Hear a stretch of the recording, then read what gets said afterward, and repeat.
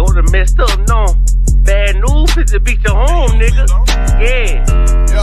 Go on, get on that ass real quick one time. 144, baby. They said you get on, you gon' represent. I said, of course. Soon as they crank that beat, I ride that bitch just like a horse. She about to go dumb, yeah, bitch, me whole car. You ain't know they call me Obi-Wan. I come with the force. You gon' ride, yeah, of course. Get it lit up like a torch. You even low on this Lord, told that bitch is either or. Yeah, I know them niggas ain't cut like that. I swear I'm to our core. Wait up, let me make a call right quick. I'ma start another war. I was hurting when she left, but I don't care about any part. I need a Vaseline like my Nina Puffer bar. Togazak, watch the dark. Matter of fact, like the dark. Any problem, let them come. We gon' snatch they soul like Shang Tsung. Put them out of service, keep them tools like it's Harbor Freight. Try to hold me, it's way too late. I'm headed straight to the safe. Throw that one up like a trophy. I'm that nigga, ain't no debate. Told them boys we taking over. Call them up like set the date. This shit a piece of cake. Yeah, my bitches came from Whole Foods. Told them put on that top 3. Then bring me my house shoes. Don't make excuses, make moves. These niggas ungrateful, gotta show them UPK rules. I'm making hits like I can't lose. They said you get on, you gon' represent. I said of course. Soon as they crank that beat, I ride that bitch just like a horse. She about to go dumb, yeah, bitch, me whole car. You ain't know they call me Obi-Wan. I come with the force. You gon' ride, yeah, of course. Get it lit up like a torch. You even low on this Lord, told that bitch is either or. Yeah, I know them niggas ain't cut like that. I swear I'm to our core. Yeah, I just got off the call. I'ma start another war. Spit a plate up with my niggas, get your knife and your fork. They ain't locked in with the count and when you speaking to me fart. Yeah, I just took the floor. Ain't no cowards in my campaign. They can't stop the campaign. Tell them bring the champagne. They know I'm a champion. They can see the outcome. Get them niggas bad, got them tied down and out there. Can't do with them steppers, niggas been down since day one. We run up the bands, bitch like Dylan. They say you get on, you gon' represent. I said of course. Soon as they crank that beat, I ride that bitch just like a horse. Yeah, about to go dumb, yeah, bitch, we whole car. You ain't know they call me Obi-Wan. I come with the force. You gon' ride, yeah, of course. Get it lit up like a torch. You either low or this low, told that bitch is either or. I told you niggas, you ain't cut like that. I swear I'm to our car. And I just made the call. We gon' start another war. Yeah.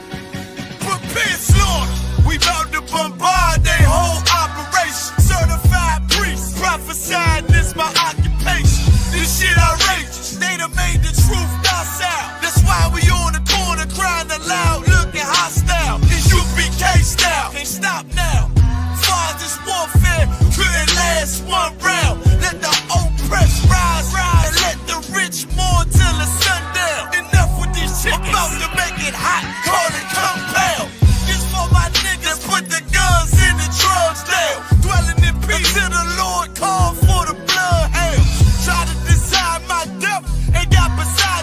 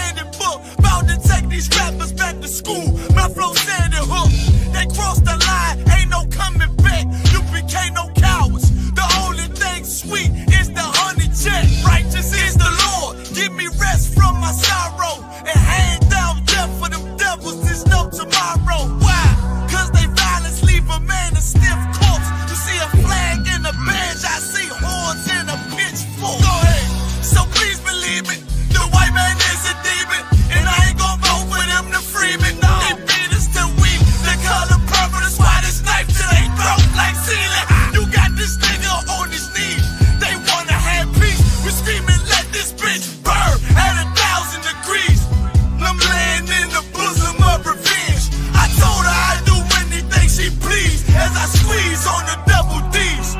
Fuck you mean? I'm talking to you. Slaughter, yeah, slaughter, yeah, slaughter, yeah, slaughter, yeah, slaughter, yeah, slaughter, yeah, slaughter. That they do not rise and fill the world with lies. Ain't die for your skin, you gon' die for your crime. I'm talking to you. So warn for your life. Your life try to destroy my people. You gotta pay the price, nigga. You gotta hear, let them hear. Till the devils that they end this shit. Slaughter, yeah, slaughter, yeah. The police just shot him for no apparent reason. No reason at all. They asked for license and registration. That's the police officer over there that did it. With the black on.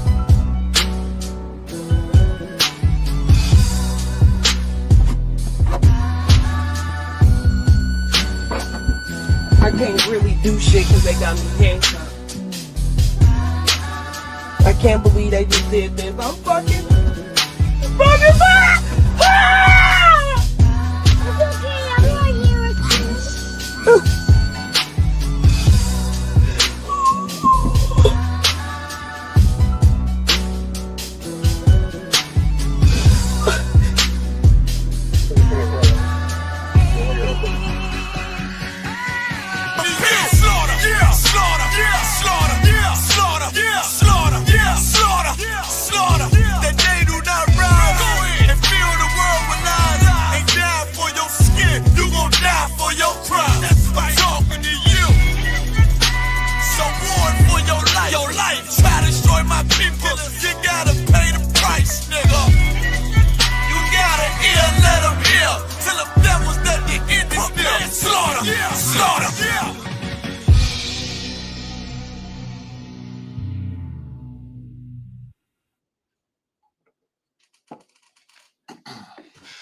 All right, clap it up.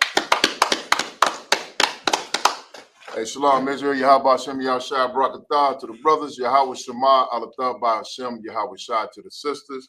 The water for joining us, you know what I mean? This is ISUPK, Chicago. We are celebrating the Feast of Purim. You know what I mean? Feast of Purim is an important feast. It's so special that we celebrate this feast because our detractors like to say that the ISUPK and that the quote unquote Black Hebrew Israelites, that we hate women. Right.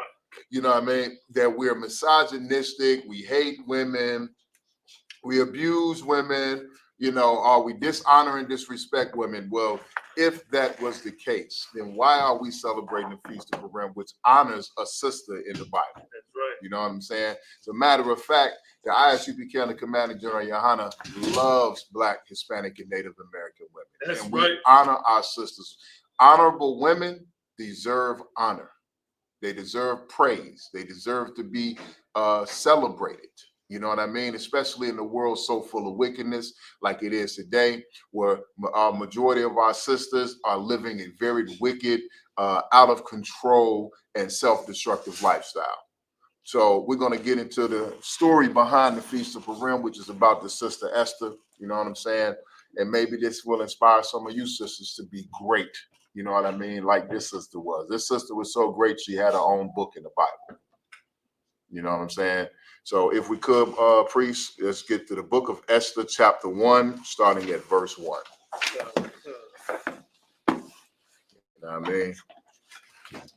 Like and even when they speak against the Bible, they say the Bible is misogynistic. Everything they say about the UPK, they say about the Bible. You know what I'm saying?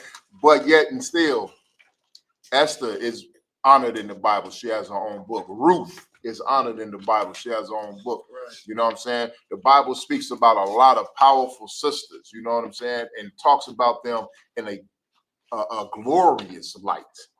You know, they have sisters in here, they said that were honored above all women. You know what I'm saying? They received higher honors than any other woman, that were glorified in their times. There are sisters in this Bible that were so bad and did such mighty works in Israel that other nations stopped attacking us and did not attack us as long as those sisters was alive. But see, you don't read the Bible. So if you don't read the Bible and you don't understand what you're reading, you got a Christian narrative, you would never know about the great women that, you know what I'm saying, of the past that we honor to this day. You got it? Come. If I could, Bob Bashar. Come. It's the book of Esther, chapter 1, verse 1. Mm-hmm. Now it came to pass in the days of Ahasuerus, this is Ahasuerus which reigned from India even unto Ethiopia, it's like Ethiopia, mm-hmm. over 120 provinces. So this was a very powerful man. You know what I'm saying? He reigned from India to Ethiopia. You know what I'm saying? Right. I don't know if you know world geography, but that is a ginormous amount of land. That is ridiculous. India itself is gigantic. Ethiopia is gigantic. So just to have those two continents, those, you know what I'm saying, right. In itself, those two countries in itself is a magnificent feat. But to have everything in between, that is power. Keep going. Verse 2. That in those days, when the king Ahasuerus sat on the throne of the king of Edom, it's like of his kingdom, which was in Shushan, the palace. Verse 3. In the 3rd year of his reign, he made a feast unto all his princes and his servants. The power of Persia and Media, the nobles and princes of the provinces being before him. Right. So he made, in the 3rd year of his reign, he brought all the princes. You know, this is a smart thing to do when you rule something that big, because you want loyalty. Right. You know what I'm saying? A lot of you don't understand. Heathens understand loyalty more than a lot of you brothers and sisters do. You know how to properly rule something. You want to celebrate the men underneath you. You want to celebrate when you conquer that much land and you have people over those land. You want to celebrate and honor them. You know what I'm saying? You want them to respect. You want them to fear you, but you also want them to have a level of love and respect for you. You know what I'm saying? Keep it going. Verse 4. When he showed the riches of his glorious kingdom and the honor of his excellent majesty many days, even 180 days. Verse 5. And when these days were expired, the king made a feast unto all the people that were present in Shushan the palace, both unto great and small. Right. 7 days in the court of the garden of the king's palace. Verse 6. Where were white, green, and blue hangings fastened with cords of fine linen and purple to silver rings. So this dude, what it's describing is the environment. You can see the riches and the glory. Like I said, if you're ruling from India all the way down to Ethiopia, you rule over a vast kingdom. You are a very, very, very rich man. Right. You know what I'm saying? Skip down to verse 7. Verse 7. And they gave them drink in vessels of gold. Vessels of gold. They gave them drinks in this is a vessel. They gave them drinks in vessels of gold. You know what I'm saying? Can you imagine drinking out of a goblet or a cup or a chalice of pure gold? That's how rich this man was and powerful. Read. The vessels being diverse one from another, and royal wine in abundance, according to the state of the king. Verse 8. And the drinking was according to the law. None did compel. For so the king had appointed to all the officers of his house, that they should do according to every man's pleasure. Now the king did not said according to the law. They're talking about that the law that he set in the land. You know what I mean? And they just, everyone wants to follow the laws of man, no matter what man it is. All a man got to do is like Donald Trump getting ready to do. Put 5,000. They talking about he putting $5,000 in your pocket. Donald Trump put $5,000 in your pocket, and whatever law that he make, you gonna follow. You won't follow the laws of the Most High that gave you the breath of life. Right. You won't follow the laws of the Most High that keep you alive and living, that has spared you and saved your family. It can perform life-changing miracles in your life and your health and transform everything about you. But you will follow the king that throws a big party. They got gold cups. You will follow Jay-Z. You will follow this guy. You'll follow Trump. You'll follow whoever. As long as they put a little bit of money in your pocket and they want to party, make you feel good for a couple hours, you'll follow them quicker than you'll follow the men in ISUPK under Right. command of General Yohana, who have nothing but your best interests at heart. Keep going. The vessels being diverse one from another, and royal wine in abundance, according to the state of the king. Go down to verse 9. Also, Vashti the queen made a feast for the women in the royal house, which belonged to King Ahasuerus. Verse 10. On the 7th day, when the heart of the king was merry with wine, he commanded Mehuman, Biztha, Harbona, Bigtha, and Abagtha, it's like Abagtha, Zethar, and Carcass, the 7 chamberlains that served in the presence of Ahasuerus the king. Verse 11, to bring Vashti the queen before the king with the crown royal, to show the people and the princess her beauty, for she was fair to look on. So on the 7th day, he sent these 7 chamberlains to go and fetch the queen. She threw a feast day for the women. You know what I mean? So he was like, man, she's a bad looking chick. You know what I'm saying? She looked good. So he wanted to show off her beauty to everybody. Keep going. Verse 12. But the queen Vashti refused to come at the king's commandment by his chamberlains. Therefore was the king very wroth, and his anger burned in him. But the king's chamberlains came and said, hey, the king wants you to come. She refused. You know what I'm saying? Right. She refused to come at the orders of the king. And this heathen was infuriated. This cat was infuriated. You know what I'm saying? Keep going. Verse 13.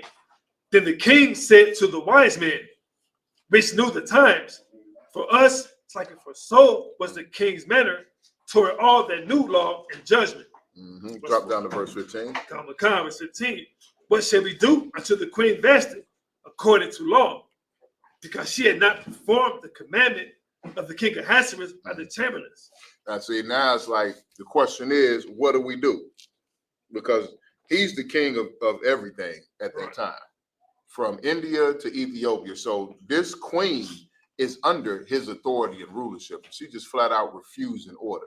So now they got to figure out what to do to her because she just broke the king's law. Keep going.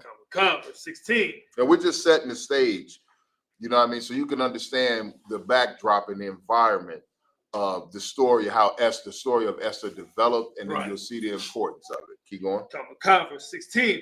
And Memucan answered before the king and the princes, Vashti the queen have not done wrong to the king only, but also to all the princes and to all the people that are in all the provinces of the king of Ahasuerus. So dude came and said, look, he said, no, she didn't just do wrong to the king. She done insulted everybody. You know what I mean? All the princes, all the people, because the king wanted to bring her forth to show her beauty off to everybody. He called all the princes and all of the chamberlains and all the people around from every province that he ruled over. And they said this dude ruled over what it said, 127 provinces. And he done brought people from all 127 provinces and brought them together, all the princes and the royalty and the high ups.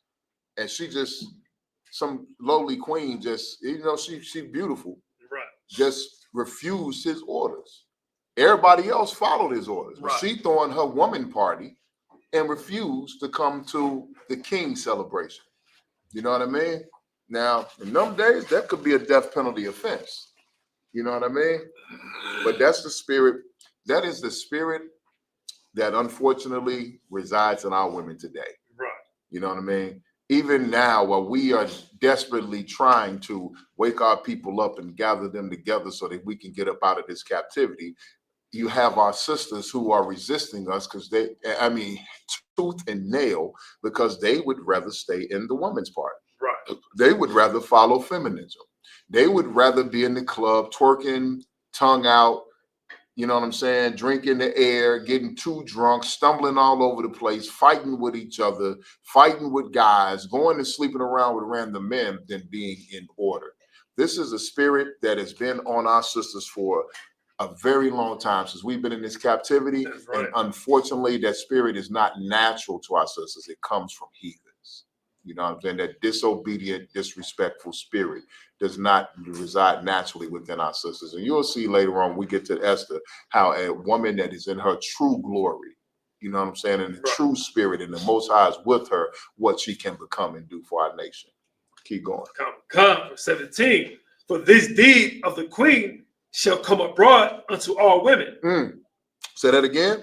For 17. For this deed of the queen shall come abroad unto all women. He said, look, what she did, man, this can spread. What this one woman did, it can spread to all women. We see that today. Right. Miley Cyrus got up on stage and twerked on what was the white boy that could sing? Not Justin Bieber, the one that used to be on Kevin Hart's show and all that, married the light-skinned sister. Robin Thicke. Oh, yeah. She got on stage and did some nasty no booty twerk on Robin Thicke and stuck her tongue out. One woman, and now that was 7-8 years ago. And for the last almost 10 years or so, every woman is sticking her tongue out as far as she can. Right. You know what I'm saying? Never let it be said that the Bible is not a true book. That the Bible doesn't speak the truth, because what happened then, the Lord said there's nothing new under the sun. What happened then still happens now. These people recognizes, this heathen recognized then. His people, his wise men said, what this queen did, we got to get this in check. It's going to spread to all women. Right. You know what I'm saying? And that's one of the problems, Lord Christ. Yes, sir. That's one of the problems we have right now. In this society, in this captivity, we are not, it is frowned upon for us to check our women, right, to put our women in check, to get their spirits in check. So one woman can do something and it's spread throughout the whole entire kingdom to all women. You know what I'm saying? Go ahead, sir. If I can, I'm so heavy about what you're bringing out as far as the scriptures. First, they was doing the drill music and targeting the young men. Mm-hmm. Then they started like Megan Thee Stallion and people like that, like kind of orange type of spirit. Well, now you got a real whore out there, Sexy Red, right? And they really glorifying that broad. Yeah, she's the tip of the iceberg now. You know what I'm saying? Lord Christ. She's the tip of the iceberg. You know what I mean? Like she's up there. But and like it just say, read that again. Top of verse 17. Verse 17. From this deed of the queen shall come abroad unto all women. So this deed of the queen, what this queen did, Lord Christ, disrespecting that king. Right. They want to make sure that this doesn't spread out through the kingdom. Keep reading. So that they shall despise their husbands in their eyes. Now, what she did to the king, these is going to lead to women. They're trying to nip it in the bud so it does not lead to women rebelling against their husbands. Right. Because this lowly queen just rebelled against the king and flat out refused his command. You know what I mean? So now they're trying to say, what are we going to do with this woman? Keep going. When it shall be reported, the king Ahasuerus commanded Vashti the queen to be brought in before him, but she came not. Verse 18. Likewise shall the ladies of Persia and Media say this day unto all the king's princes, which have heard of the deed of the queen. Thus shall there arise too much contempt and wrath. So he's saying, look, because she refused the king, this is going to spread. Right. You know what I'm saying? This is going to spread across the land. Now it's going to cause the heathens are not trying to have their women out of order. Even to this day, heathens keep their women in order. That's right. They feed our women all types of poison, but they keep their women in order. You know what I'm saying?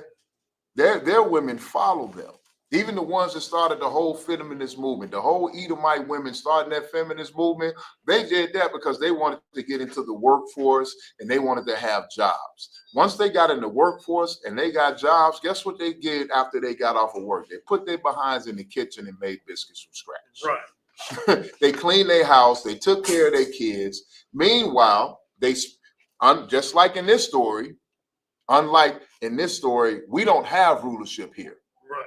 So they put that poison in our women. Our women go and get into the workforce and they come home and they want you to do all the cooking and cleaning. Now it's an argument over who's going to do the cooking and the cleaning, because now feminism is inside of them. They can refuse you. They can tell you no. Right. I was at an event earlier, and there was a pastor.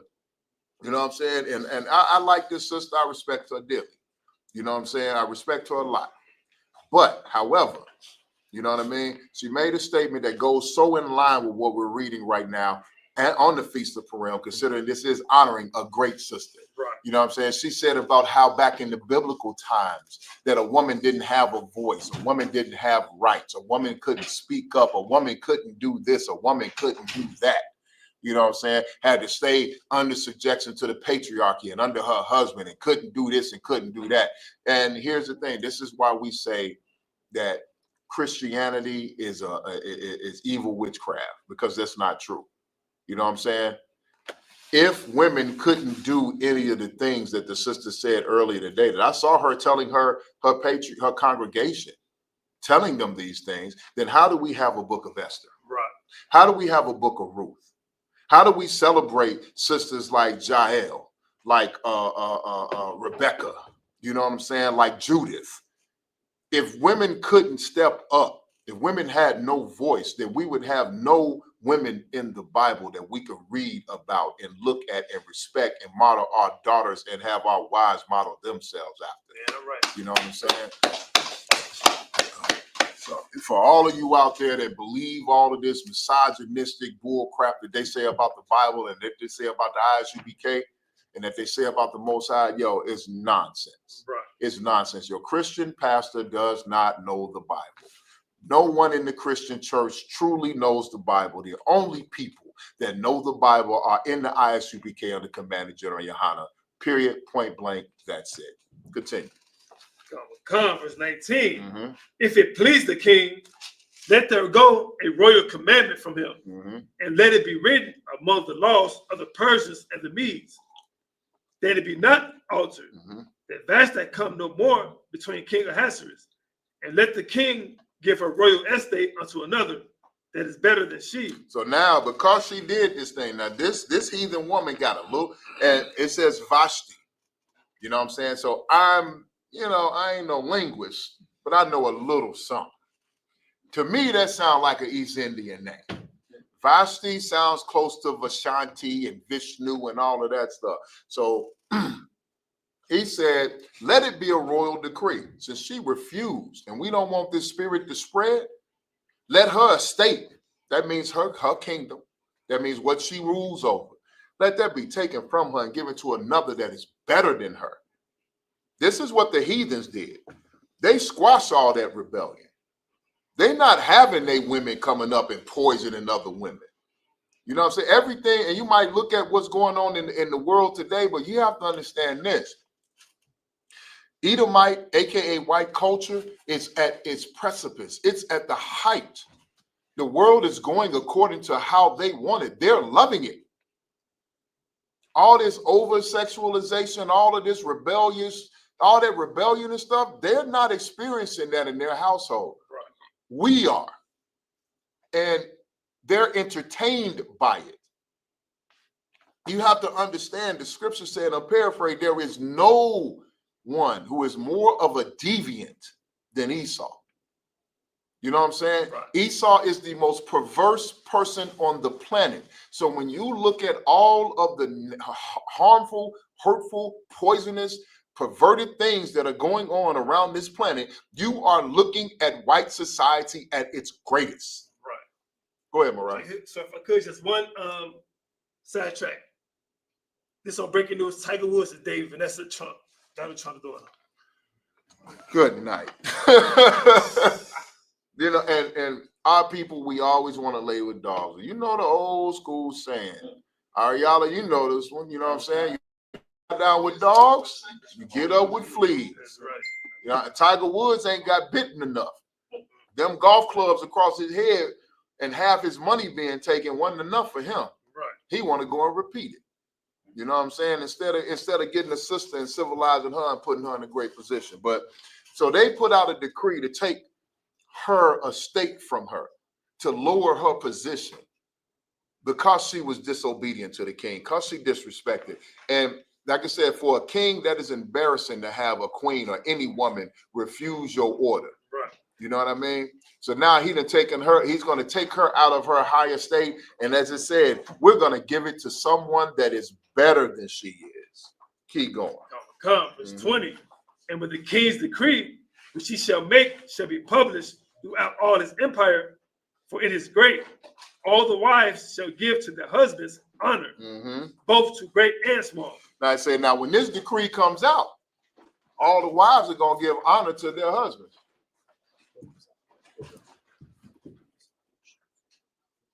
Oh, come on, sir. Double honor to sister, your pie. Right. Yes, indeed. But so the king put out a decree, and they said the decree is so great. They were worried about wives rebelling against their husbands because of what the queen did. Now, because of this decree, they said, no, wives are going to honor their husbands. Right. Both the great husband and the small husband. You have the one that got a bunch of money and that one that's broke, that's struggling. You know what I'm saying? Is in his house and he ain't got much. This decree right here that the king put out is going to make every woman get in line. That's right. Because what woman wants to disobey their husband and get everything taken from them? You know what I'm saying? She'll get everything taken from her and get put out and put in a position where another woman who's better than her can come and take her place. You know what I'm saying? Right. So they know this decree right here is going to hit home. Before that virus could spread, before that ill behavior that this so-called queen showed, because remember in Israel, we don't have queens. Right. You know what I'm saying? In our nation. We got one king, that's Yahweh Shai. Right. We ain't got no queens. We got princesses. We got princes and princesses. You know what I'm saying? But before all that poison can spread, this heathen king cut it out off at the knees. Keep going. Verse 21. And the same pleased the king and the princes. And the king did according to the word of Memucan. Verse 22.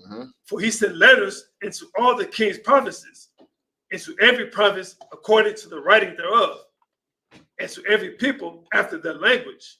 And every man, slacking that every man should bear rule in his own house. Say what? And that every man should bear rule in his own house. This was an order from a heathen king that every man should bear rule in his own house. You know what I'm saying? So if you're not ruling over your house, he's saying it's time to rule over your house by my law. You know what I'm saying? Right. Now, here's the thing about it. In Israel, this has already been our tradition and our custom. We rule our houses. Right. We rule over our family. The order, if you could, you know what the order is? Find the order. If I could, Slaki. Anyone know what the description, what the order of the household? 1 Corinthians. Say again, sir. 1 Corinthians 11:3, if you could, Baba Gashad. So this is something that a heathen had to initiate and make a law. And he's only doing this to protect his throne, protect his reputation, so he's not embarrassed. Well, the Lord already put this in place with us to protect our nation. You got it, sir? If you could, Baba Gashad. 1 Corinthians chapter 11 and verse 3. But I would have you know that the head. The head. He said, I'm going to have you know that the head, the leader, the ruler, the one in charge, read. Of every man is Christ. Is what? Is Christ. The one in charge of every man in the entire world, especially the nation of Israel. The one's in charge of us is Christ. Right. Read. And the head of every woman is the man. Is what? Is the man. Is what? Is the man. And the head of every woman is the man. The man is the head of the household, period, point blank, by the words of the Most High God. We don't need some fake king to come in and get his pride hurt to make that a law. It's already law amongst us. Read. Right. And the head of Christ is God. So the order goes God, Christ, man, woman, then child. Period, point blank. All right, let's get back. Go ahead, Mariah. Come. And that it should be published according to the language of every people. Verse chapter 2, It's the book of Esther, chapter 2, verse 1. Mm-hmm. After these things, when the wrath of King Ahasuerus was appeased, he remembered Vashti and what she heard, and what she had done, Mm-hmm. and what was decreed against her. Now his anger went down. He put out that order. He felt good about it. He said, "Woo, that was close." You know what I mean? So his anger appeased, but he remembered the disrespect that she had did against him. Keep going. Verse 2. Then said the king's servants that ministered unto him, Mm-hmm. let there be fair young virgins sought for the king. He said, "Look," and the king remembered it. He said, let's go find some good-looking women of marriageable age for the king." Right. You know what I'm saying? Let's go find the king some PYT, some little pretty young thing for the king. That's what they really is saying right there. Keep going. Verse 3.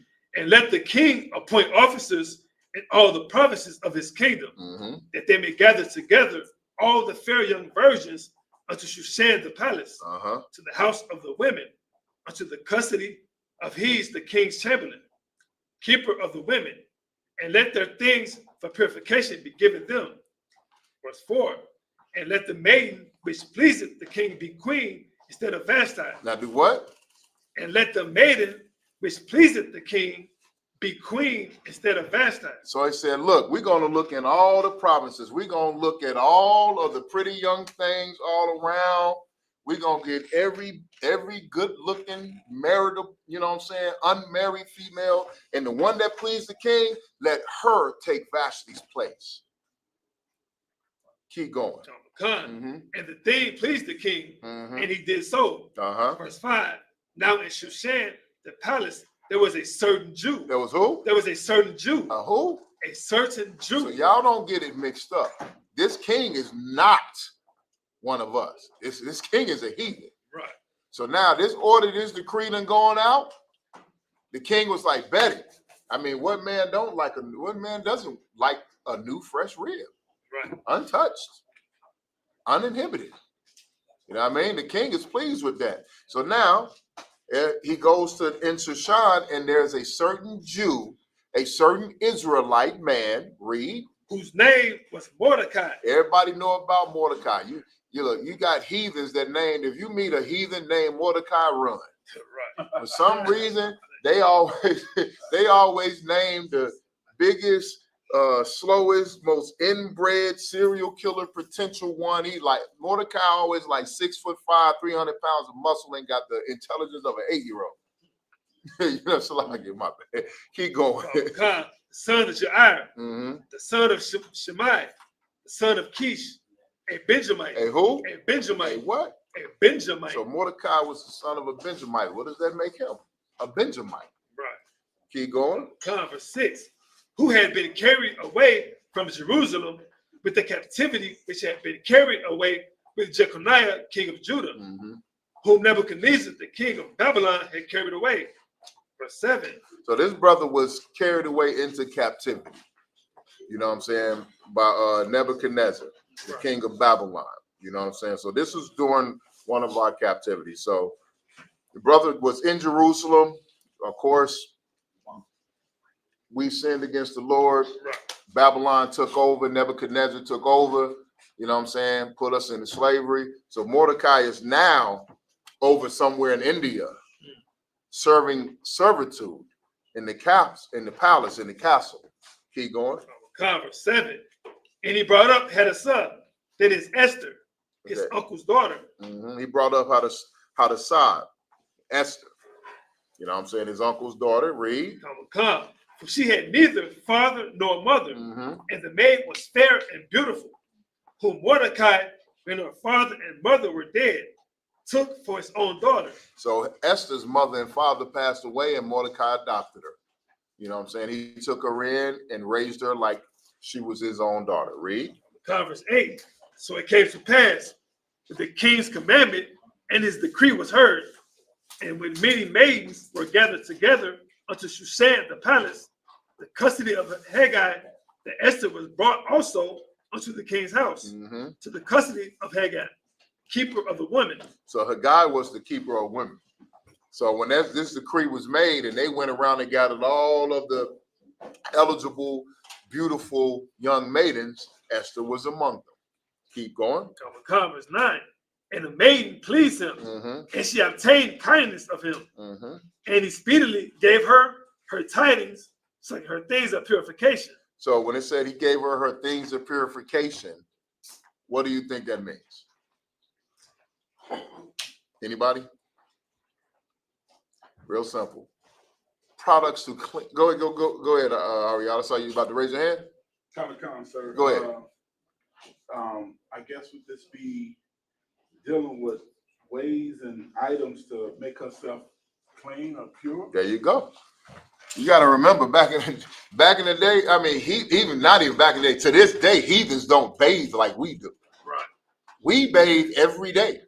We might skip a day if we're really hustling and grinding. Anybody that's ever been in the streets, you know, you might go a week without a bath or something. You're gonna put on some deo. You know what I'm saying?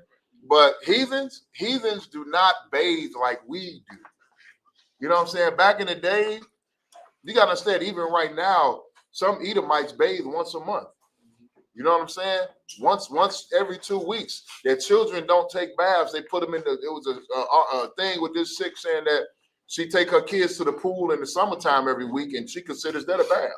Good night. You know what I'm saying? That her kids bathe once a month, but in the summertime, and when the weather's nice, she take them to the pool every week, and that's like a bath. Y'all have to stop associating yourselves with these people around us. They don't do what we do. Right. You know what I'm saying? So giving her purification products, basically giving her products to cleanse herself. You know what I'm saying? To make sure that if he decides to marry her, i.e. lay with her, i.e. have sex with her, that she's nice and clean and smells fresh. Right. Okay? Keep going. With such things as belong to her, and 7 maidens, which were meet to be given to her, out of the king's house. And he preferred her and her maids unto the best place, the house of the women. So he got her into the best place of the house of the women. He put her to the top. This is how bad Esther was. Right. You know what I'm saying? Esther was a beautiful, beautiful sister. You know what I'm saying? All right, Kyle, pass the class over to priest and officer 1000 a warrior.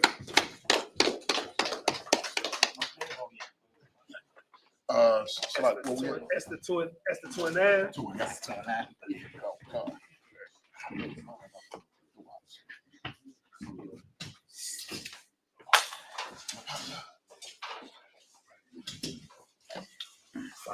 Right, can you read that again? Book of Esther, chapter 2 and verse 9. And the maiden pleased him, and she obtained kindness of him, and he speedily gave her things for purification, with such things as belong to her, and 7 maidens which were meet to be given to her, which were meet to be given her out of the king's house. And he preferred her and her maids unto the best place of the house of the women. Okay, so you got Esther. She came into the king. So when the king saw her, he like, man, look, man, this woman is gorgeous. Get her whatever she needs. Right. You know, he got her the best of everything. You know, put her, you put her the purification, all the stuff she needs to purify herself, to cleanse herself, and everything, and all that. Go ahead. Verse 10.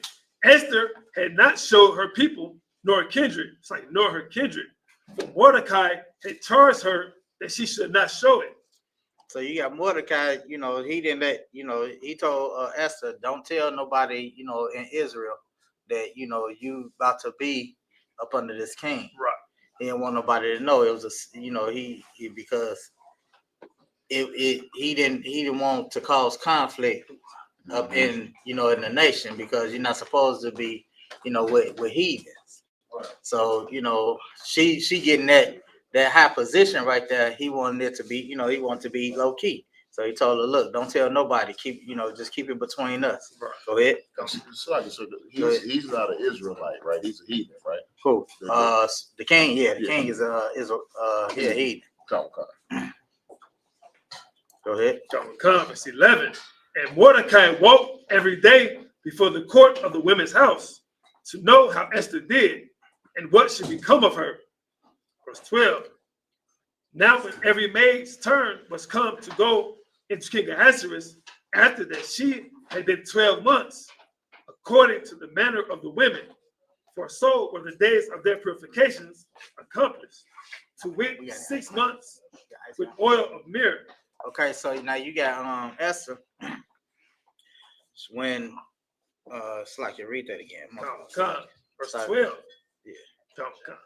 Now there, it's like now when every maid's turn was come to go into King Ahasuerus, after that she had been 12 months, according to the manner of the women. So you got Esther, she did her purification, her 1 year purification. Well, she soaked in all her body. She had all the good smelling, perfumes and things that you're supposed to get. Because she got to be ready for the king. Right. So, just like the 1 year rule that we have in the school, if brother or sister coming to the school, it's 1 year, right. Before you be able to really probably, get lay with that brother or that sister. Mm-hmm. Go ahead. God, for so were the days of their purifications accomplished, to wit 6 months with oil of myrrh, and 6 months with sweet odors, and with other things for the purifying of the women. Verse 13.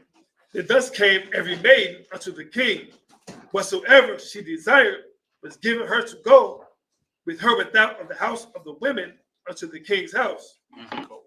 Verse 14. In the evening she went, and on the morrow she returned to the second house of the women, to the custody of Shaagaz, the king's chamberlain, which kept the concubines. She came in unto the king no more, except the king delighted in her, and that she were called by name. So you got with Mordecai, he made sure, he checked on her every so often. He came by, made sure that everything was good. He talked to her, made sure that, she don't need nothing. She went through her purification, 6 months with the oils, then the cleansing process. Then, she was put in her bed, her chambers. Right. So the only time that she coming to the king is when she's called upon. Go ahead. Verse 15. Now with the turn of Esther, the daughter of Abihail, the uncle of Mordecai, who had taken her for his daughter, was come to go in unto the king. She required nothing but what Haggai, the king's chamberlain, the keeper of the women, appointed. And Esther obtained favor in the sight of all them that looked upon her. Verse 16. So Esther was taken unto King Ahasuerus, unto his house royal in the 10th month, which is the month of Tebeth, in the 7th year of his reign. Verse 17. And the king loved Esther above all the women, and she obtained grace and favor in his sight more than all the virgins, so that he set the royal crown upon her head and made her queen instead of Vashti. So because the king was, so attracted to her, and he fell in love with her, he removed Vashti, which was the queen at first, that she disobeyed the king's commandment when he asked her to come, and then brought he put the king crown on Esther's head, and she became the queen. Salaki. Go ahead. Verse 18. Then the king made a great feast unto all his princes and his servants, even Esther's feast. And he made a release to the provinces and gave gifts according to the state of the king. Verse 19. And when the virgins were gathered together the second time, then Mordecai sat in the king's gate. Verse 20. Esther had not yet showed her kindness, like had not yet showed her kindred, nor her people, as Mordecai had charged her. For Esther did the commandment of Mordecai, like as when she was brought up with him. So, she made sure that she did what Mordecai, told her to do. She kept everything discreet. She didn't let the people know. She didn't let nobody know. It was just between her and Mordecai. Right. Because Mordecai took over when her parents passed away.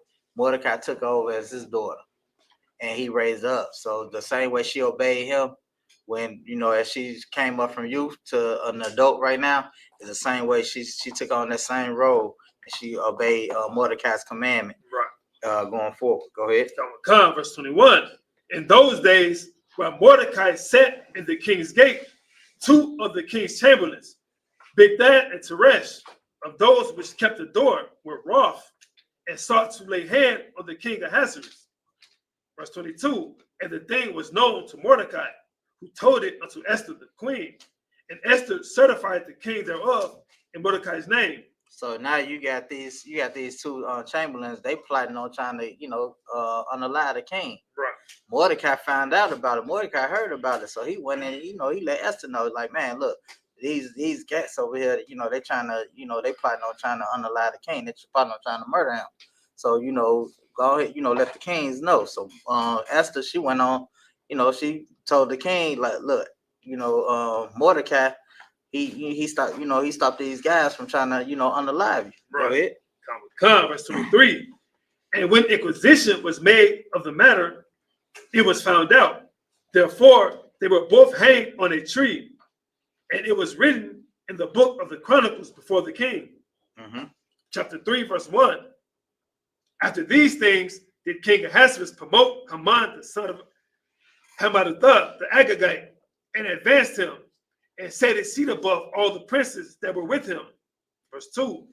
And all the king's servants that were in the king's gate bowed and reverenced Haman, for the king had so commanded concerning him.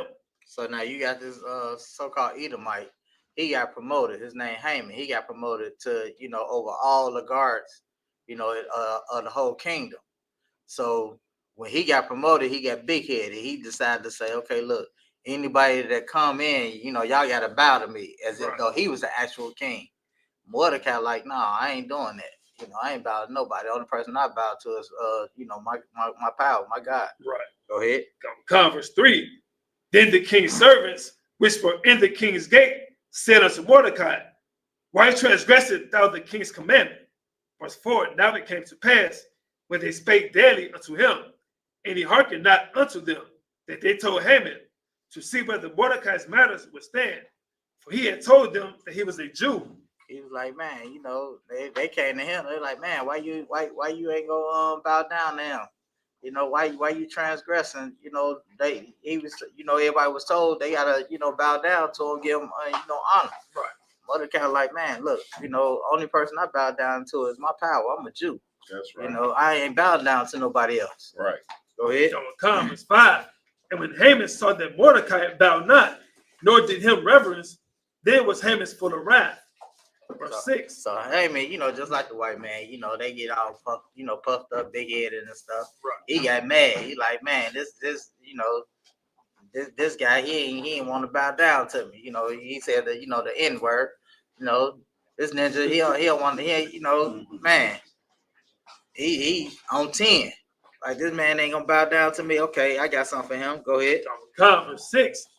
And he thought scorn to lay hands on Mordecai alone, for they had showed him the people of Mordecai.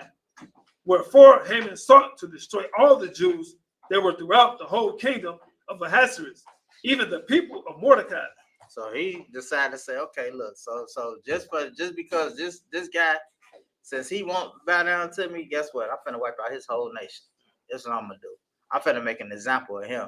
That's what, that's why, you got in the scriptures that say, he won't, the so-called white man, he won't regard the young or the old. Right. So this man, he don't care. He just gonna wipe out the whole nation. All because Mordecai says, telling him, nah, man, I ain't bound down to you. Go ahead. 7. In the first month, that is the month of Nisan, in the 12th year of King Ahasuerus, they cast Purim, that is the lot, before Haman from day to day, and from month to month to the 12th month, that is the month of Adar. Verse 8. And Haman said unto the king Ahasuerus, there is a certain people scattered abroad and dispersed among the people in all the provinces of thy kingdom, and the laws are diverse from all people, neither keep they the king's laws. So now you got Haman, he trying to holler at the king, he on some spicy stuff. He like, look, we got these people, they laws is different from everybody else, plus they don't even follow your laws, king. So what we gonna do about these people? He trying to, cause he right up under him, because he ain't got, he, like I say, he got promoted, so he puffed up in the head. Right. So now he over here, because Mordecai wouldn't bow down to him, he trying to wipe out the whole nation. Go ahead. Therefore, it is not for the king's prophet to suffer them, Verse 9, if it please the king, let it be written that they may be destroyed. And I will pay 10,000 talents of silver to the hands of those that have the charge of the business, to bring it unto the king's treasuries. So he like, man, look, let's put a bounty on these people. And plus, you know, I'm gonna give 10,000 talents to whoever, you know, help destroy these people. You know, but you know, I need you to put a decree. I need you to put it in writing that this can go on, so it won't be no issues. Go ahead. Verse 10, and the king took his ring from his hand and gave it unto Haman, the son of Hammedatha, the Agagite, the Jews' enemy. Verse 11, and the king said unto Haman, the silver is given to thee, the people also, to do with them as it seemeth good to thee. So the king gave him his ring. So you know, with that, that's like his signature. That's his signet. So whatever Mordecai put right on paper and seal it with that ring, it's just like the king saying it too.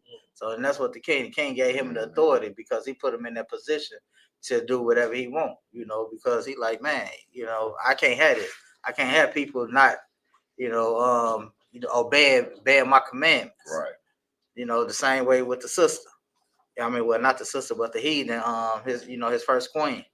You know, he's like, man, look, whatever you decide you want to do, let it be done. Go ahead.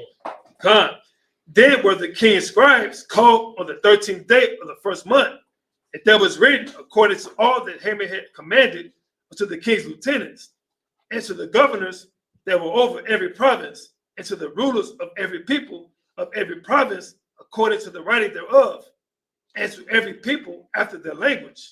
In the name of King Ahasuerus was it written, and sealed with the king's ring. And the letters were sent by post unto all the king's provinces, to destroy, to kill, and to cause to perish all Jews, both young and old, little children and women, in one day, even upon the 13th day of the 12th month, which is the month Adar, and to take the spoil of them for a prey. So you see how how diabolical this white man is. Like I say, he said all the kids, it don't matter how old they is, how young they is, we're gonna wipe out all of them. And he wrote this decree down and he sealed it. And he sent it out, throughout all the hundreds. I think it's like 127 provinces. He sent it out to every province. So now everybody knows what's about to go on, what's gonna happen. It's like the newscast. You got everybody knowing what's supposed to be happening. These people got to be wiped out.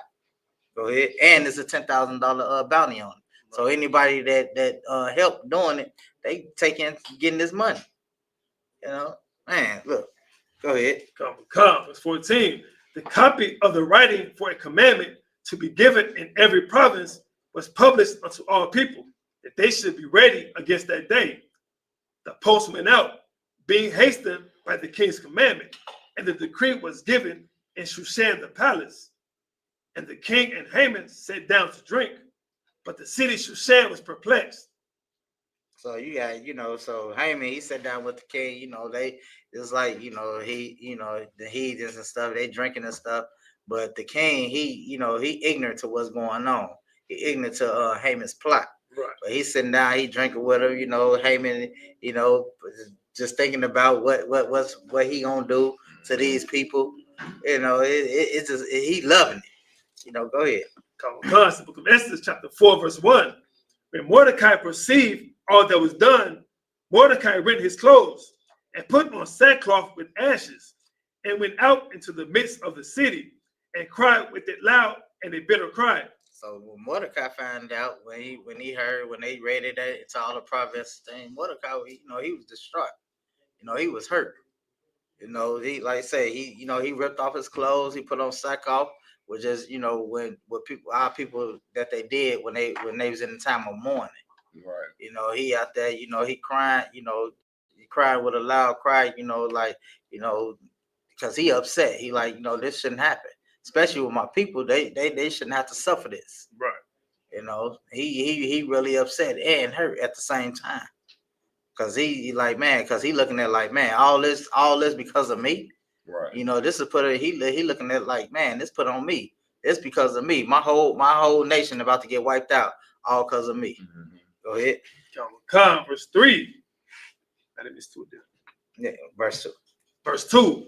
And came even before the king's gate, for none might enter into the king's gate clothed with sackcloth.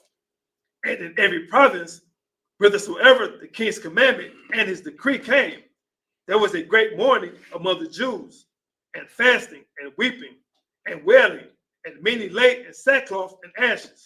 So Mordecai wasn't coming into the king's gate no more, because when you got that type of that sackcloth and stuff on, you can't come into the king's gate. So he sat outside of the king's gate. He didn't go in there and check on Esther no more. Once he heard, the decree that was going on. Plus all the other, the rest of the nation, they did the same thing. They put on sackcloth. They started, they was praying. Right. They was in mourning. They distraught because they like, man, we're about to die. Right. Go ahead. Verse 4. So Esther's maids and her chamberlains came and told it to her. Then was the queen exceedingly grieved, and she sent raiment to clothe Mordecai and to take away his sackcloth from him, but he received it not.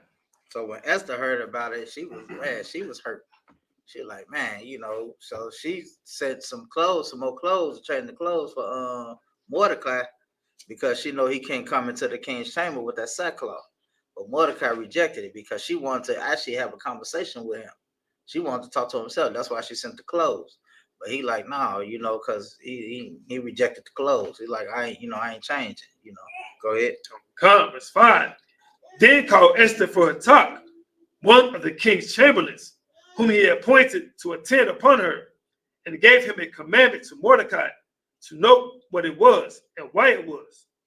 So a talk went forth to Mordecai unto the street of the city, which was before the king's gate.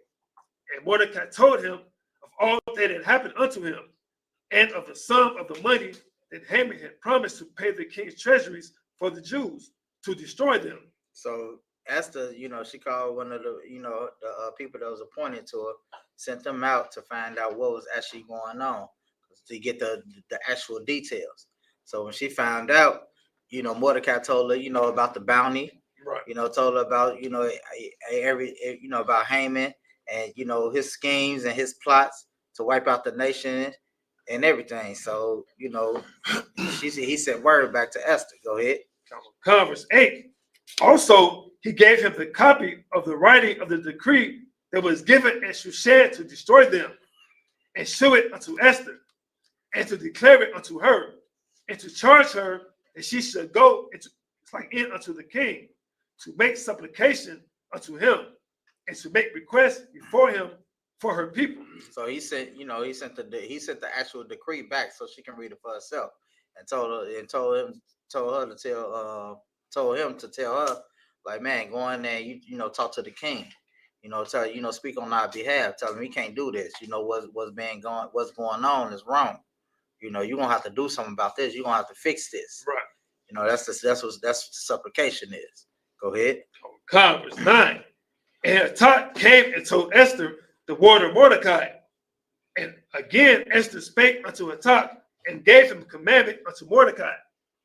All the king's servants and the people of the king's provinces do know that whosoever, whether man or woman, shall come unto the king into the inner court, who is not called, there is one law of his to put him to death, except such to whom the king shall hold out the golden scepter, that he may live.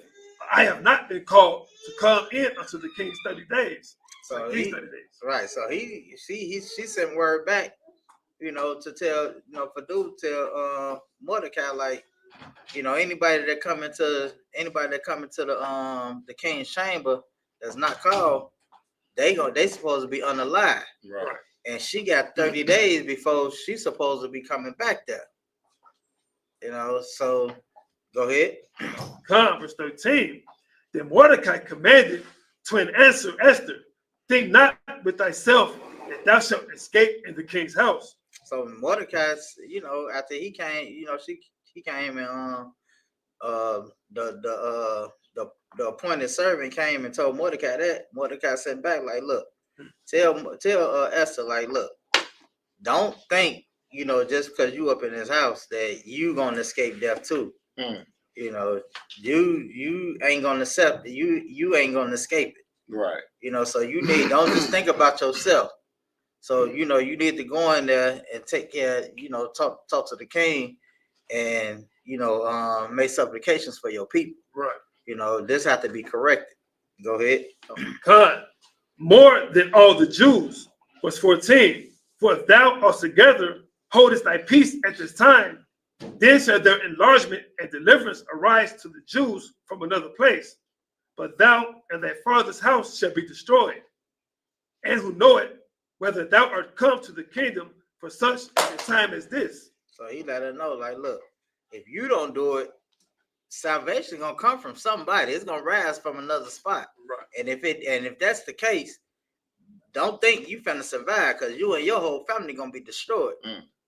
You know, so what you need to do is you need to go and talk to this man and let him know what's going on. You know, go ahead. God, verse 15. Then Esther bade them return to Mordecai his answer. It's like this answer.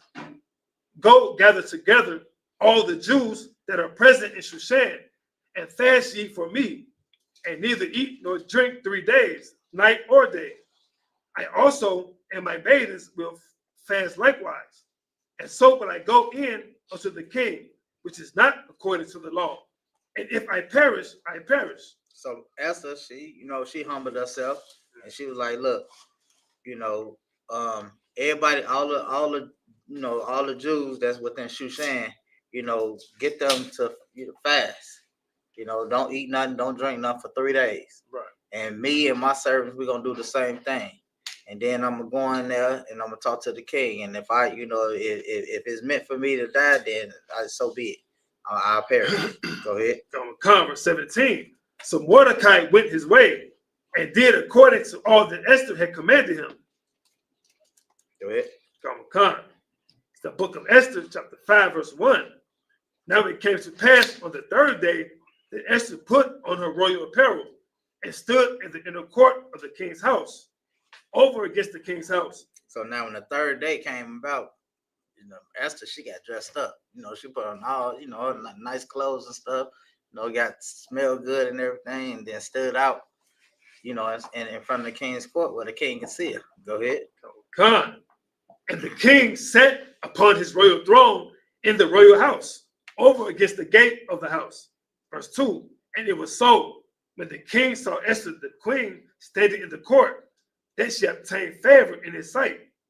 And the king held out to Esther the golden scepter that was in his hand. So when he's saying that, he's like, man, that she go right there. Hey, yeah. He held out there, he held out the scepter like, hey, come on in, come on. What's going on? What's the problem? Go ahead. So Esther drew near and touched the top of the scepter. So Esther came, touched the top of the scepter, says, so that way she can come in. She being received. Go ahead. Then said the king unto her, what wilt thou, Queen Esther? And what is thy request? It shall be given, it shall be even given thee to the half of the kingdom. He's like, man, what's going on? What's wrong? What's the problem? Say whatever you want, you can have, even up to the half of the kingdom. Just tell me what's the problem, what's troubling you. Because I'm looking at you and I see, you real worried. Go ahead. Verse 4. And Esther answered, if it seem good unto the king that the king and Haman come this day unto the banquet that I have prepared for him. She said, if it be good, you and your you the king out of one, if you could, my lord, you and your head of security, Haman, y'all come to this feast that I prepared for y'all. Go ahead. Then the king said, cause Haman to make haste, that he may do as Esther had said. So the king and Haman came to the banquet that Esther had prepared. And the king said unto Esther at the banquet of wine, what is thy petition? And it shall be granted thee. And what is thy request? So the king sent word out, to Haman. Haman made haste, like, man, look, let me get this going on. Right. So they they came to the banquet, had the wine. He asked, what's the petition? What is thy petition? What is your request? Go ahead. Even to the half of the kingdom, it shall be performed. Go ahead. Then answered Esther and said, my petition and my request is, if I have found favor in thy sight, it's like in the sight of the king, And if it please the king to grant my petition and to perform my request, let the king and Haman come to the banquet that I shall prepare for them. And I will do tomorrow as the king hath said. Go ahead. Then when Haman forth that day joyful with a glad heart, but when Haman saw Mordecai in the king's gate, that he stood not up, nor moved for him, he was full of indignation against Mordecai. So you got Haman, once he found out that he's supposed to be partaking in this this feast that the queen made, was supposed to be throwing for him and the king, he was all happy, joy jumping out. Then he walked past Mordecai, see Mordecai, and he just got filled with anger all over again. That's just like the white man. He just hate it, man. They just hate us, like I say from the womb. They's fighting in the womb. And you see all throughout the scriptures, it's always Esau, and Judah, Esau and Judah. Go ahead. Verse 10. Nevertheless, Haman refrained himself, and when he came home, he sent and called for his friends and Zeresh his wife. Go ahead. And Haman told them of the glory of his riches and the multitude of his children, and all the things wherein the king had promoted him, and how had he advanced him above the princes and the servants of the king. So, so when Haman, he got to the crib, he bragging. He telling his wife all the good things that happened. I just got promoted. The king, the queen, she finna throw a banquet, to celebrate my promotion. I done got put to the top of all the, all the princes, all the servants. I'm number 2, right up under the king. Go ahead. Verse 12. Haman and moreover, Esther the queen did let no man come in with the king unto the banquet that she had prepared but thyself. It's like but myself. And tomorrow am I invited unto her also with the king. So he like, man, that she had a banquet today. We was sitting up there, we was drinking and eating, and she gonna prepare another one tomorrow. And I'm supposed to be coming there. Go ahead. Yet all this availeth me nothing, so long as I see Mordecai, the Jew, sitting at the king's gate. He's like, all this don't mean nothing. When I say Mordecai, this ninja, man, I can't stand him. Right. He's sitting at the gate. Man, look, go ahead. Verse 14. Then says Zeresh his wife and all his friends unto him, let a gallows be made of 50 cubits high, and tomorrow speak thou unto the king that Mordecai may be hanged thereon. Then go thou in merrily with the king unto the banquet. And the king pleased Haman, and he caused the gallows to be made. So his wife gave him an idea, just like an evil white woman. Mm-hmm. They really more diabolical or evil than a white man. She like, look, hey, have your people put some gallows together and have him and talk to the king and have him hang that day. And then after he get hanged, y'all going on into the banquet and go on and celebrate. Go ahead. Esther chapter 6, verse 1. On that night could not the king sleep, and he commanded to bring the book of records of the chronicles, and they were read before the king. And it was found written that Mordecai had told Bigthana and Teresh, 2 of the king's chamberlains, the keepers of the doors, who sought to lay hand on the king Ahasuerus. So the coming night, the king, he was restless. He couldn't really sleep. So he decided, he told them, look, bring these records. Let me go over it.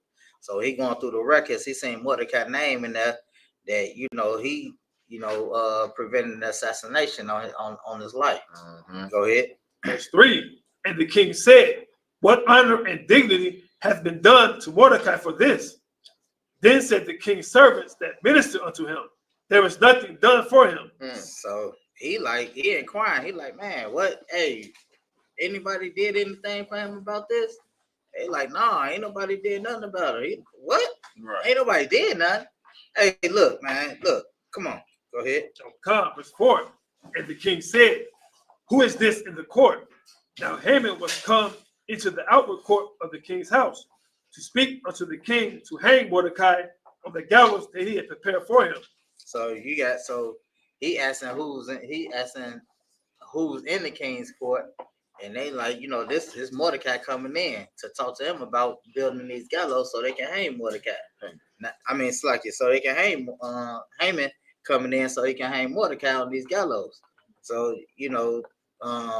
Haman not knowing that the king just went over, these records, that he read about Mordecai. Right. Go ahead. Verse 5. And the king's servants said unto him, Behold, Haman standeth in the court. And the king said, Let him come in. So he was like, that's Haman in the court. And king like, come on, let him come on in. Go ahead. So Haman came in, and the king said unto him, What shall be done unto the man whom the king delighted to honor? Now Haman thought in his heart, To whom would the king delight to do honor more than to myself? So he got, the king, like, right. Man, what can I do, for this man, that did these great deeds? But he talking about himself. Haman thinking he talking about himself. Because like I say, the white man got big old head. Scripture say, his pride deceived him.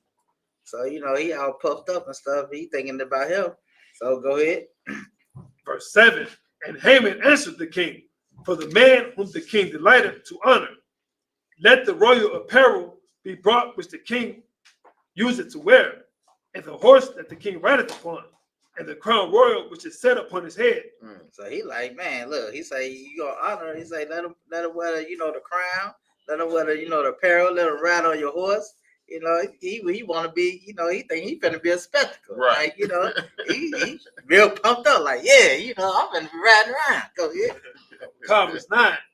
And let his apparel and horse be delivered to the hand of one of the king's most noble princes, that they may array the man withal from the king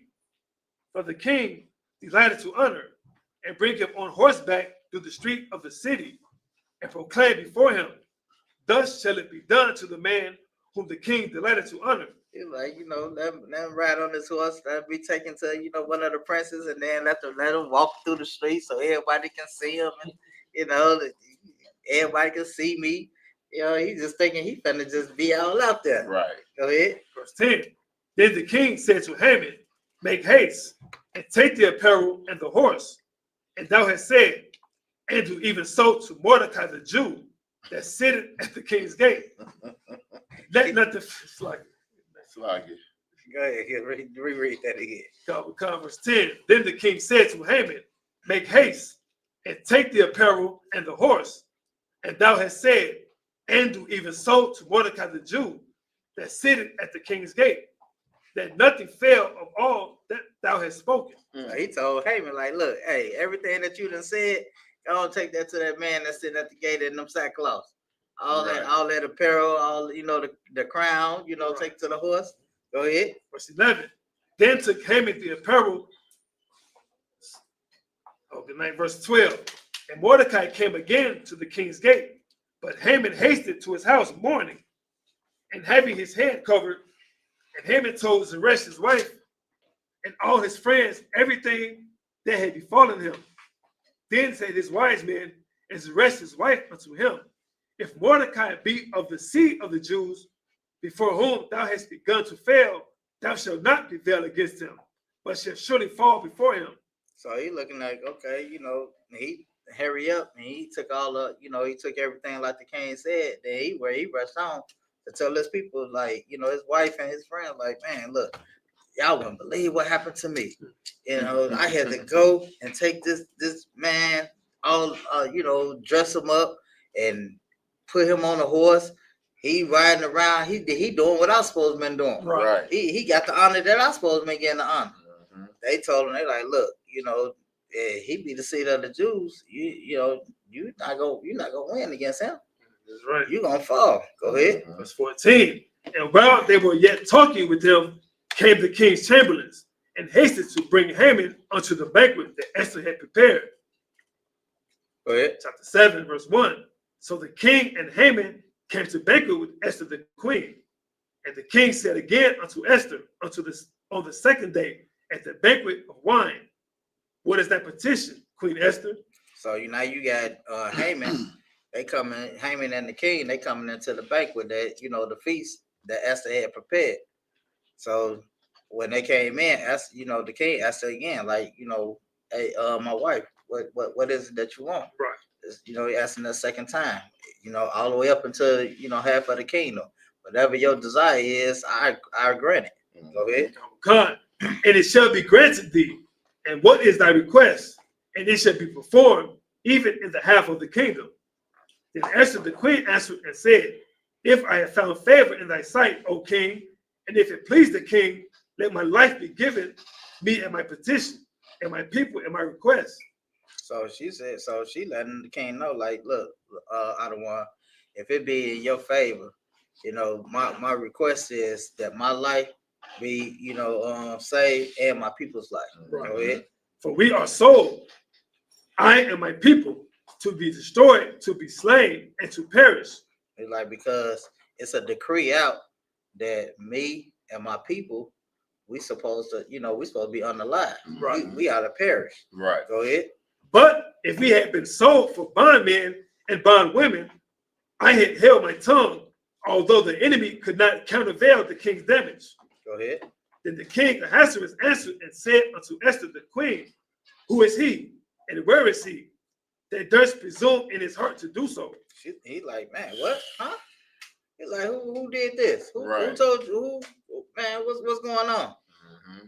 Name him right now. Who put this decree out? Trying to murder you and your people.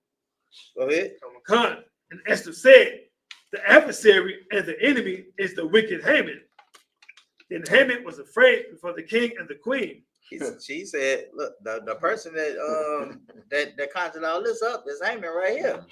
God. And he you're saying probably, he probably turned, more whiter than what he was. You know how you see the cartoon? Fear just struck him. You know what I'm saying? Go ahead. Verse 7. And the king arising from the banquet of wine in his wrath went into the palace garden, and Haman stood up to make requests for his life to Esther, the queen, for he saw that there was evil determined against him by the king. So so the king, he pissed. He like, damn, he done stormed out into the court. Now, when he stormed out, Haman get up, he begging Esther, like, man, please, he trying to get his life spared now. Mm-hmm. Now, you didn't just put a decree, and to wipe out me and my whole nation, but now you up here, you begging me. Right. You asking me to preserve your life. Right. Go ahead. Verse 8. Then the king returned out of the palace garden into the place of the banquet of wine, and Haman was fallen upon the bed whereon Esther was. Then said the king, will he force the queen also before me in the house? So when he up that begging, and Esther, probably snatching away and stuff, she done fell back on the bed, and he done fell on top of her. So as he done did that, the king walked in like, man, you're not ready trying to, unalive. Now you trying to force yourself on her too? Right. What's going on? Go ahead. God, as the word went out to Haman, it's like as the word went out of the king's mouth, they covered Haman's face. And Harbonah, one of the chamberlains, said before the king, behold also the gallows 50 cubits high, which Haman had made for Mordecai, who had spoken good for the king, standing in the house of Haman. Then the king said, hang him thereon. So he's like, one of the chamberlains like, it's a gallows out there. He, 50 cubits high. He's going to hang Mordecai on that. King like, no, hang his ass on that. Right. Go ahead. Verse 10. So they hanged Haman on the gallows that he had prepared for Mordecai. Then was the king's wrath pacified. So once he got hanged, king was satisfied. He laid back. He cool now. Go ahead, read. Chapter 8, verse 1. On that day did the king Ahasuerus give the house of Haman, the Jews' enemy, unto Esther the queen. And Mordecai came before the king, for Esther had told what he was unto her. Go ahead. And the king took off his ring, which he had taken from Haman, and gave it unto Mordecai. And Esther set Mordecai over the house of Haman. So what was supposed to be happening to Mordecai and us, our nation, it was switched over, and the king gave Esther the ring, and Esther gave the ring to Mordecai, and told whatever you want to do to Haman's family, it's in your power to do it. Go ahead. Verse 3. And Esther spake yet again before the king, and fell down at his feet, and besought him with tears to put away the mischief of Haman the Agagite and his device that he had devised against the Jews. So Esther fell down again because you still had the decree that was going on about unaliving our nation. So she fell down, crying, boo-hoo in tears, and letting them know, like, can you change this decree? Because the decree is still set, and that bounty is still, set upon our people. Go ahead. Verse 4. If I could say something. Come on, sir. This story out is very heavy out. Yep. Like, this goes to show you that, of course, as men, we on the front line. But this here is the definition of a badass broad right here. Oh, come on. Like, you should never accept no sister being equal as everybody. When this sister you reading about right here, all the sisters that's mentioned in the Bible, you know what I'm saying? She was raised, Mordecai raised her well. You understand? Like, this is what happened when you raise a daughter well. These women that you read about in the Bible, this not your grandmother's man you grew up with, man. It's not your evil, wicked ass fucking mother or them evil bitches sitting in the front row of the fucking Christian church that fucking hate every fucking body. Esther was not that. None of them women that in the Bible, they wasn't none of that shit there. These were some sisters that love their people. Damn you right. Understand? Damn right. I want to bring out a big shout out to Mordecai. You understand? That brother did an excellent job. Even though it's the book of Esther, but you see, you know what I'm saying, this brother's name is being mentioned for a very well, and he's getting the praise from her because he raised her well. So when you get a daughter or whatever, then you're supposed to do the same thing, and nobody should stand in the way of that.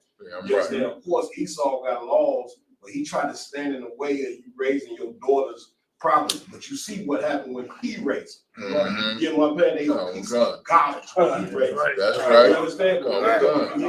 We ain't going for that. Damn right. Damn right. Go ahead. Verse 4. Then the king held out the golden scepter toward Esther.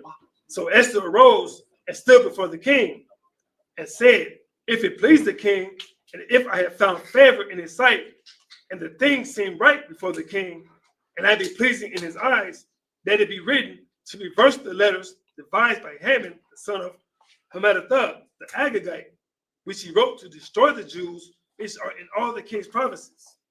So she letting them know, like, look, if it please you, Adawan, can you reverse, this decree that was put out by Haman, to destroy all my people, right?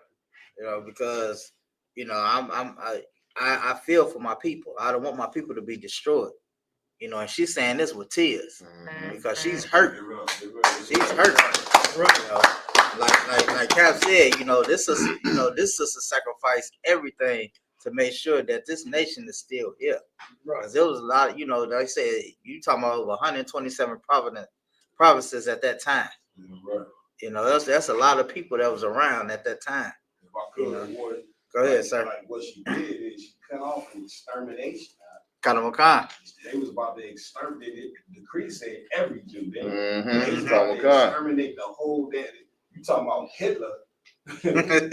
Like you reading about Hitler in this story right now. You know what I'm saying? This sister stepped up in the game and stopped our whole nation from being. You would be sitting in these chairs if it wasn't for this. Yeah, right. You understand? Damn right, sir. Go ahead, Oxlock. Go ahead. Verse 6. For how can I endure to see the evil that shall come unto my people? Or how can I endure to see the destruction of my kindred? Go ahead. Verse 7. Then the king Ahasuerus said unto Esther the queen and to Mordecai the Jew, behold, I have given Esther the house of Haman, and him they have hanged upon the gallows, because he laid his hand upon the Jews. So he like, look, I gave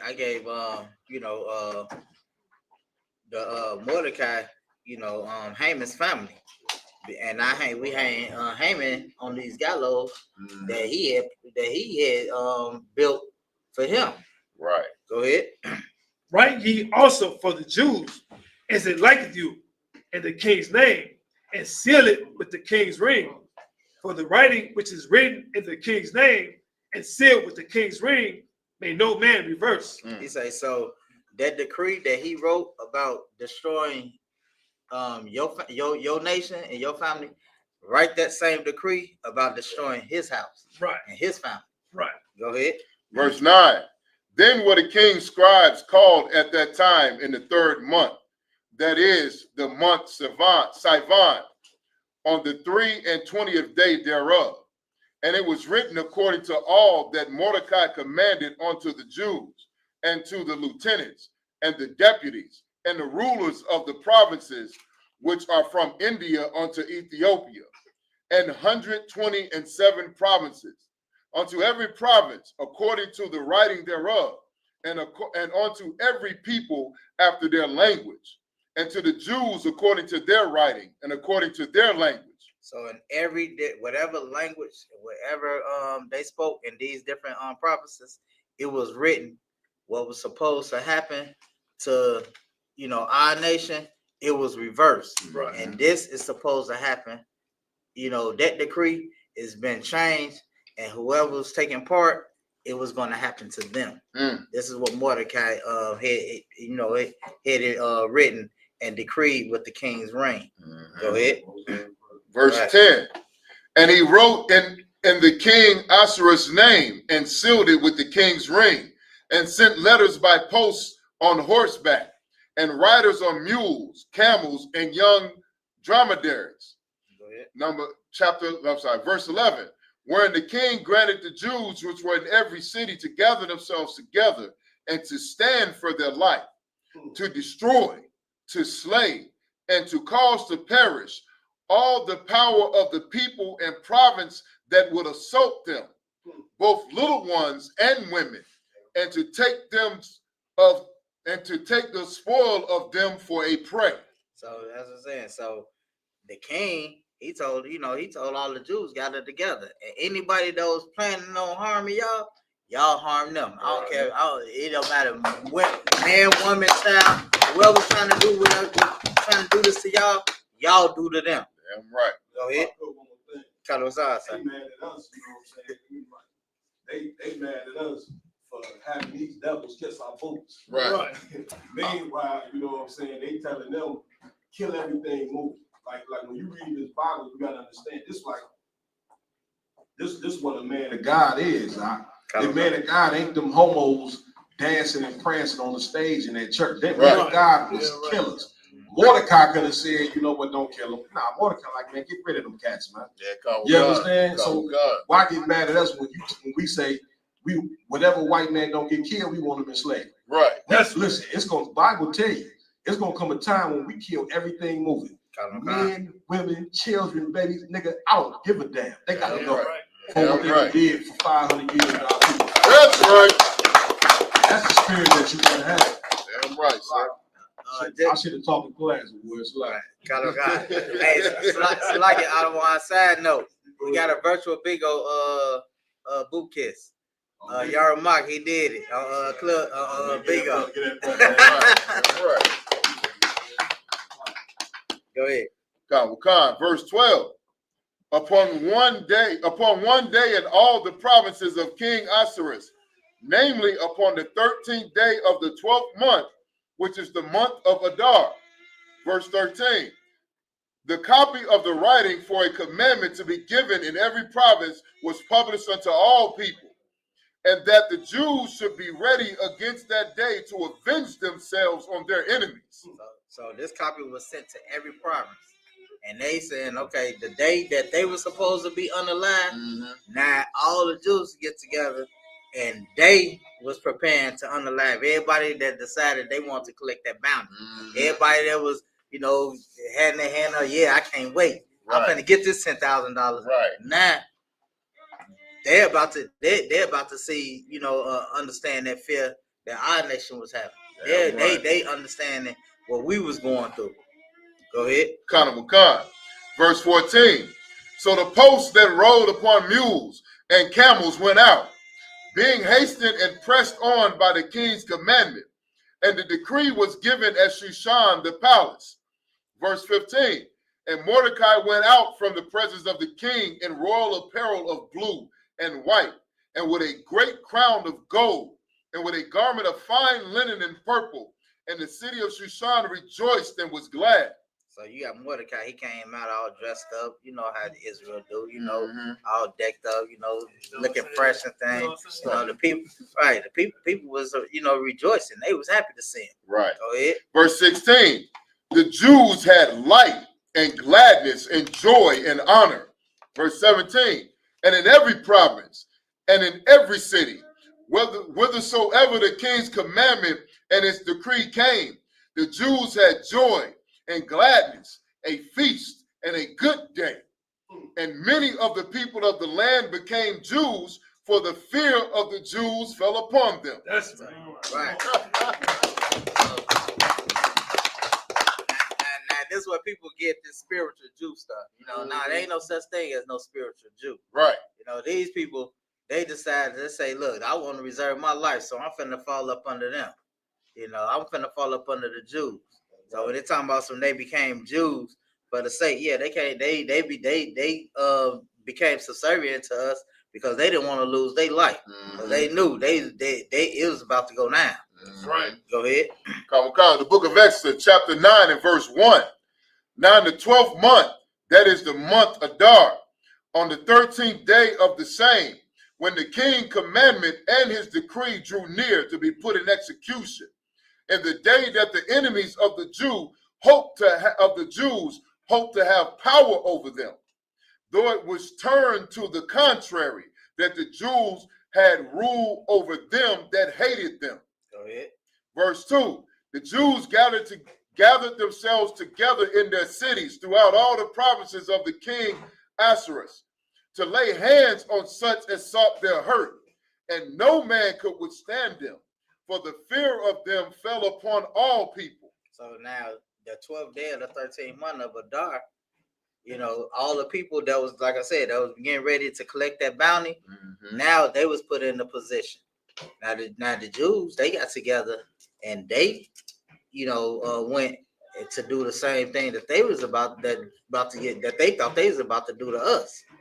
So go ahead, read. Verse 3, and all the rulers of the provinces and the lieutenants and the deputies and officers of the king helped the Jews, because the fear of Mordecai fell upon them. Verse 4, for Mordecai was great in the king's house, and his fame went out throughout all the provinces. For this man Mordecai waxed greater and greater.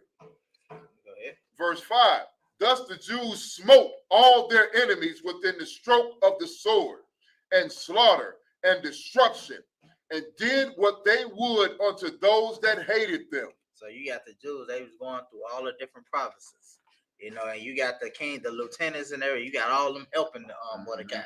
You know, they was grateful, they was happy to do it, but they didn't like Haman. They didn't like him. They knew he was a tyrant. They didn't want to do that. But when Mordecai, they was happy to do it. They was happy to go through all these different provinces and lend a hand to wipe out these people that try to unalive us. That's right. You know?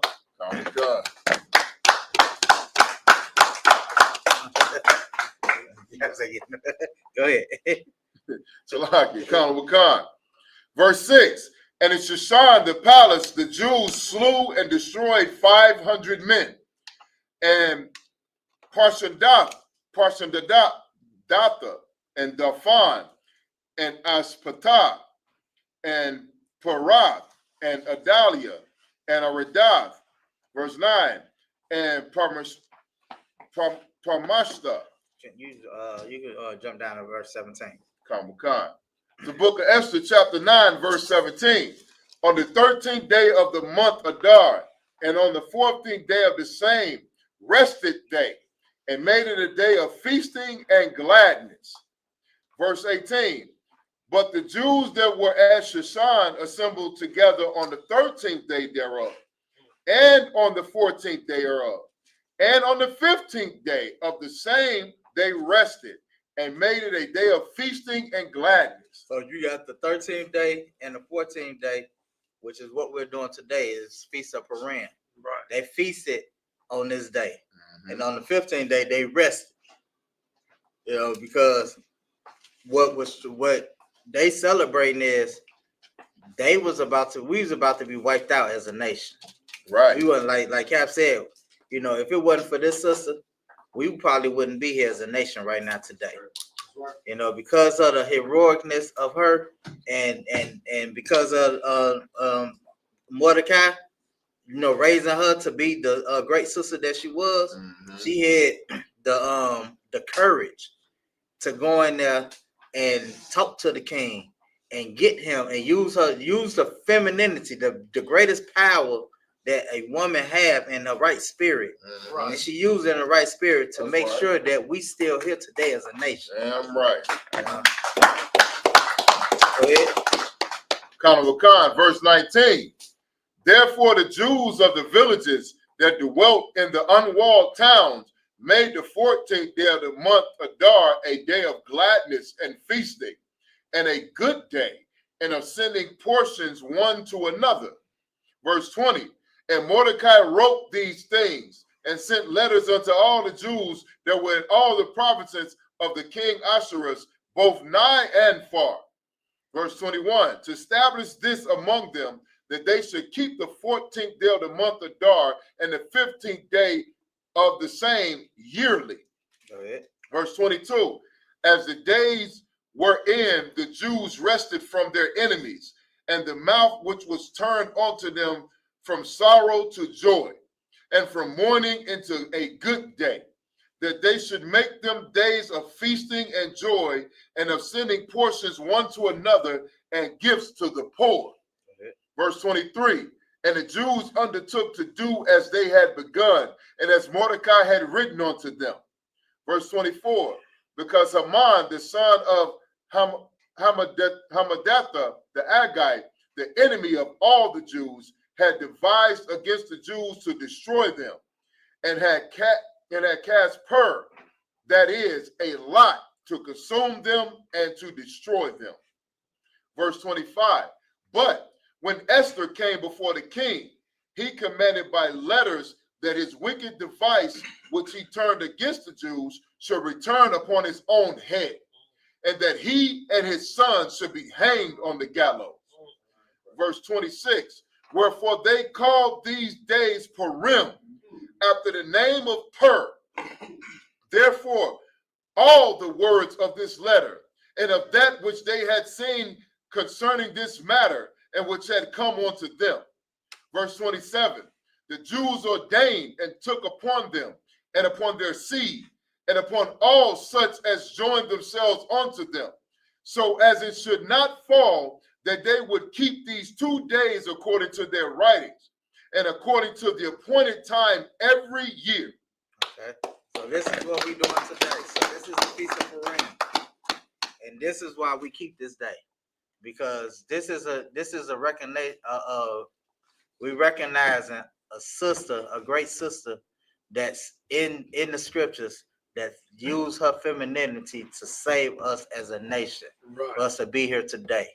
You know, a lot of people sit up here and talk about the book, you know, talk about the Bible being misogynistic and you know, all patriotic. There's great sisters in this book.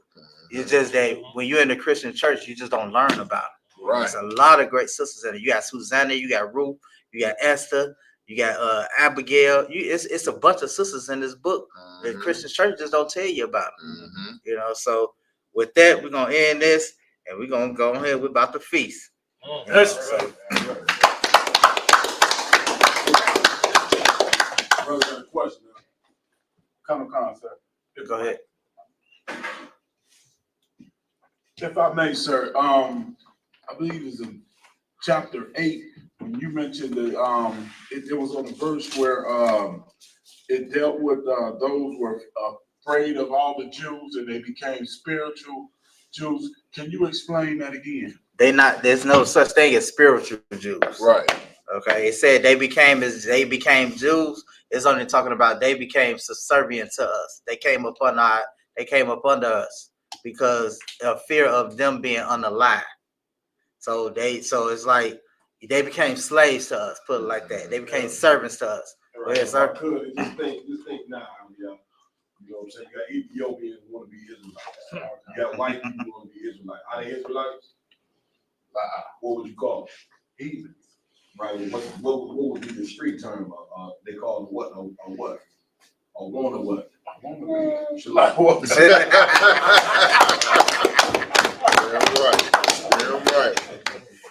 right.